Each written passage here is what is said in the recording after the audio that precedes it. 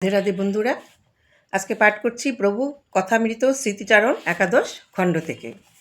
বৃন্দাবন হচ্ছে ভোজন শিক্ষা মহাবিদ্যালয়।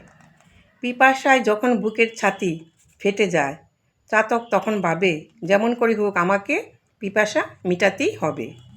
ওই কৃষ্ণকে পাওয়ার জন্য বৃন্দাবনেও তাদের অর্থাৎ ব্রজসুন্দরীগণের মলাম গেলাম অবস্থা, অর্থাৎ চাতকের মতো দশা। ওই মেঘের জল ছাড়া যেমন চাতকের পিপাসা মিটে না, ঠিক তেমনিভাবে কৃষ্ণ ছাড়া ভিন্ন কোনো বস্তুতে পিপাসা নিবারিত হবে না। এমন যে মন, সে মনটার নামই ভক্তির পরাকাষ্ঠা। প্রেম সার ভাব, ভাবের পরাকাষ্ঠা নাম মহাভাব। সময় থাকতে থাকতে বাসুদেব পরায়ণ হও, জীবন সার্থক করো। আচার এবং প্রচার এই দুই কর্মই যে ভক্ত করে সে হচ্ছে শ্রেষ্ঠ ভক্ত। ভক্তিতে ভগবান যতখানি বশীভূত হন, অন্য কোনো পথেতে তত বশীভূত হন না। তিনি খুঁজেন অন্তরে অনুরাগ আর প্রেম।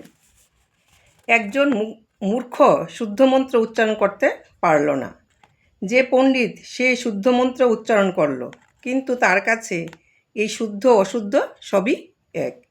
তিনি বল দেখেন, কুসুমটা যখন অর্পণ করেছে তখন তাতে তার অনুরাগ কতখানি আছে। বিষ্ণুবের জায়গায় তিনি বিষ্ণায় বলেছেন, তাতে কিছু আসে যায় না, কেননা তিনি দেখেন হৃদয়। ভগবানের কাছে ধনী দরিদ্র নেই, ব্রাহ্মণ নেই, মূর্খ পণ্ডিত নেই।